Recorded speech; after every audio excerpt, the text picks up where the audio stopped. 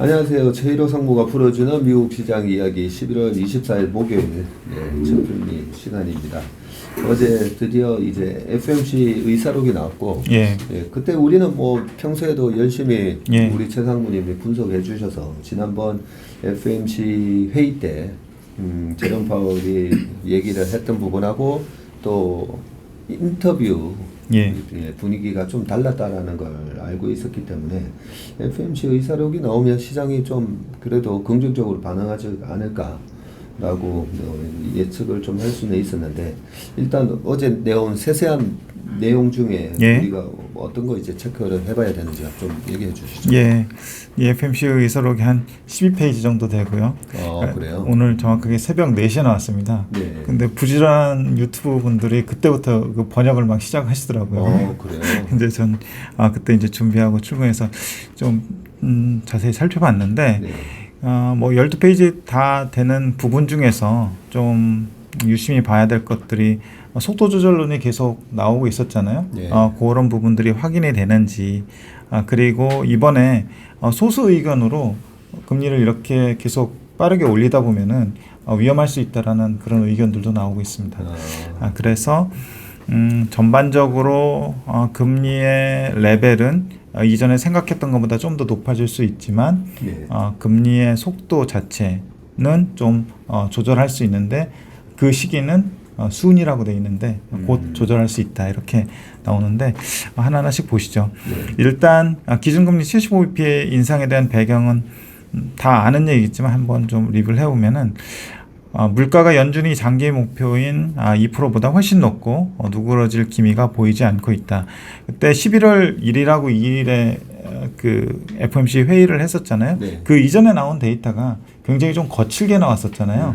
그렇기 때문에 이러한 코멘트를 할 수밖에 없었을 것 같고요. 경기는 작년에 비해 둔화됐음에도 불구하고 고용시장은 상당히 타이트하고 명목임금 상승률은 높게 유지되고 있다. 최근에 나오는 명목임금 상승률이 약간 좀 떨어져서 4.7, 뭐 4.5% 뭐 정도로 나오고 있는데, 이번에도 좀 다음 달 초에 나오는 임금 상승률을 좀 봐야 될 것 같고요. 이러한 배경하에 이번 회의의 모든 참가자들이 기준금리를 75bp 인상하고 연준 자산을 계속해서 축소해 나가는 것에 동의했다. 이런 그 75bp 인상에 대한 배경을 설명을 해줬고요. 그 다음에 이로 인한 정책 효과에 대해서 설명을 해준 것이, 강력한 액션을 취함으로써 총 수요를 위축시켜 총 공급과 균형을 맞추는 것이 중요한데, 주택 투자와 일부 산업 등 금리에 민감한 섹터들의 효과가 분명히 나타나고 있다. 최근에 보면 집값도 빠지고 주택 관련 경기 지표가 좀 슬로우 다운해지고 있잖아요. 그리고 투자 자체도 좀 줄어들고 있는 그런 기미가 보이고 있고, 그런 것들을 좀 언급하고 있고요. 실물 경기와 인플레이션의 완전하게 정책 효과가 나타나기까지는 시간이 걸릴 것이고, 이러한 시차 때문에 정책 효과를 평가하는 데 어려움이 있다. 페드 성명서에 보면은 타임렉이라는 단어가 나오는데, 여기에서도 그 정책 효과가 실제로 실물 경제에 영향을 미쳐서 물가를 잡는 데 걸리는 시차에 대해서 논의가 상당히 활발하게 이루어졌던 것 같습니다. 그리고 이런 향후 정책 방향에 대해서 논의한 부분들이 있는데, 물가 목표를 달성하는 데 필요한 최종 기준금리 레벨, 뭐 쉽게 얘기해서 터미널 웨이시라고 얘기를 하잖아요. 원문에는 Ultimate Level of the Federal Funds Rate 이렇게 돼 있던데, 이거에 대해서는 상당히 불확실성이 있고, 그 레벨을 판단하는 데는 데이터에 의존해야 될 것, 뻔한 얘기가 있고요. 그렇다고 하더라도 인플레이션이 하락할 기미가 거의 안 보이고, 총수요와 총공급의 불균형이 지속되는 한 최종 기준금리 레벨이 이전에 예상했던 것보다는 좀 더 높아져야 할 것. 그래서 이게 연준 그 FOMC 회의가 끝난 다음에 더 길게, 더 오래, 뭐 더 높이, 뭐 이런 문구들이 그 언론지상에 나왔다는 거를 기억하실 수 있을 것 같습니다. 그리고 향후 추가적인 기준금리 인상 속도를 결정할 때 고려할 요소들에는 정책과 경기, 물가 간의 시차, 그리고 경기와 금융 환경, 이런 것들이 있을 것 같다라고 언급을 했고요. 통화 정책이 연준의 목표를 달성할 수 있을 정도로 충분히 긴축적인 수준에 도달하면 기준 금리 인상 속도를 늦추는 것이 적절하다고 이 부분에 대해서는 다수가 동의를 하고 있습니다. 요 말이 들어간 거네요. 예. 그리고 그 밑에 이제 결정적인 문구가 들어갔는데 게다가 상당수의 참가자들은 인상 속도를 조만간 늦추는 것이 적절하다고 판단한다. 네. 그래서 이제 그 밑에 substantial majority of participants 뭐 이렇게 나와 있어요. 네.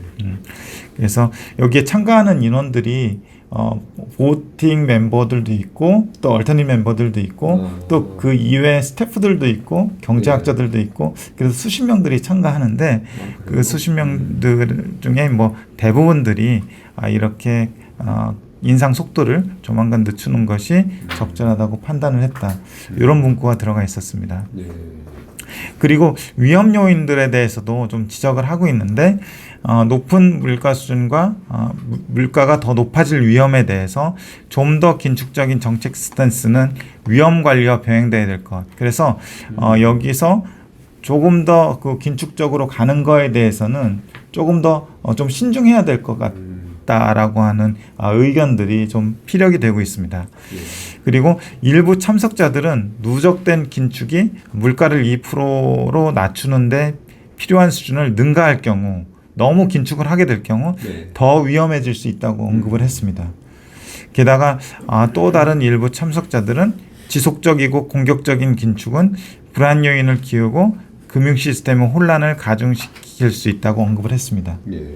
그래서 전과는 다르게 일부 소수 의견으로 이렇게 계속 긴축적으로 나가게 되면 경제나 어떤 금융 시스템의 문제나 혼란을 야기할 수 있다고 지적을 하고 있습니다. 그렇네요. 지나친 긴축에 대한 위험 얘기를 굉장히 조금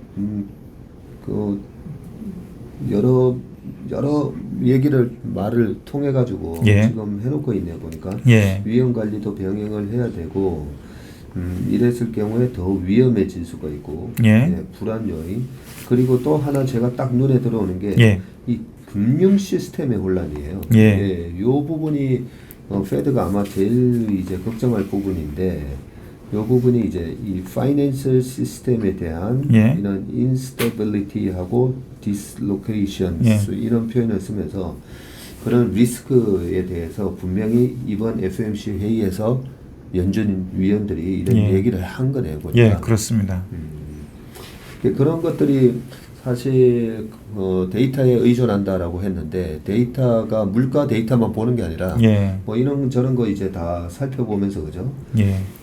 저희가 이제 조금 페드 피벗이 내년 3월에서 5월이 아니라 좀 더 빨라질 수 있다라고 보는 것 중에 하나도 지금 이제 주택 가격이 큰 폭으로 이제 급락을 하고 있고 여러 가지 이제 경제 지표가 그러면 미국이 이제 GDP가 70%가 아무래도 소비다 보니까 그 소비에 영향을 줄 만큼 경제가 위축이 되면 그것도 페드가 또 엄청 욕들어 먹겠죠.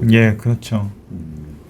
그런 걸 다 지금 이렇게 보고 있고 그런 목소리를 얘기하는 사람들이 또 많아지고 있고 그런 분위기였네요. 확실히 좀 지난번 FOMC 의사록하고는 분위기가 좀 많이 다른데요. 이견들이 조금 나오고 있고요. 실제로 그 11월 이후에 그 최근에 발표되는 데이터들 특히 어제도 데이터들이 많이 발표가 됐는데 그 데이터들이 물가 유심히 보는 페드에서 유심히 보는 데이터들 중에서 물가하고 제조업 PMI 이런 것들이 확실히 좀 둔하게 좀 나오고 있거든요. 그래서 여기서도 이제 총수요 얘기를 하고 있는데 총수요가 좀 누그러지면서 공급과 균형을 맞춰가는 그런 과정이 있지 않나 싶고요. 여기에서 임금 상승률이나 그리고 노동 공급이나 이런 것들이 좀 더 페드가 원하는 쪽으로 가게 되면은 의원들도 좀 확신을 가지고 갈 수 있지 않을까 그렇게 생각을 합니다. 그렇구나. 이런 거 보니까 이제 FOMC 회의 의사록을 왜 읽어봐야 되는지 지금은 이제 매크로가 시장을 교란시키고 있는 예. 지금 그런 국면이다 보니까 우리가 이렇게 FMC 의사록을 좀 꼼꼼하게 이제 체크를 해봐야 되는 그런 필요성이 있는데 확실히 분위기 그죠? 예. 네, 전체적인 분위기에 확실히 변화가 보이는 그런 회의였던 것 같습니다. 예.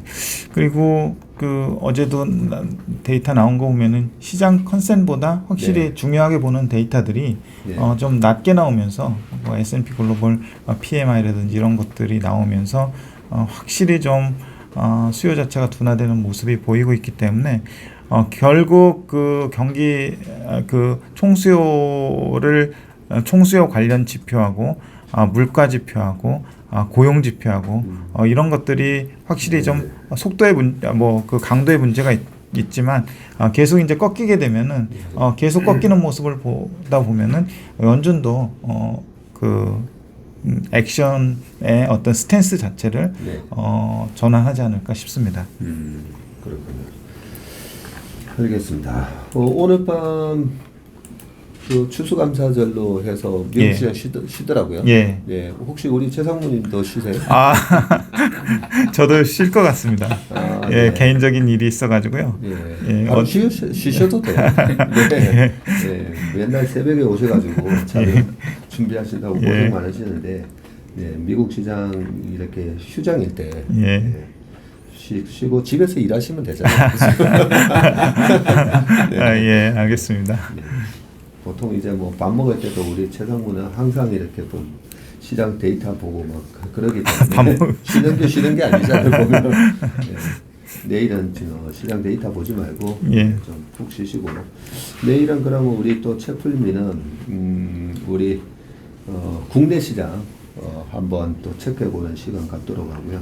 우리 회사에 이제 왕설령 이사와 그리고 오우석 주임 내일 또 우리 채플맨 시간에 스페셜 코너를 만들어서 국내 시장 점검해보는 시간을 한번 가져보도록 하겠습니다. 지난번에 번외편이 굉장히 잘 나왔더라고요. 뭐가요? 번외편으로 네. 찍으신 부분이 있었잖아요. 그렇죠. 예. 네.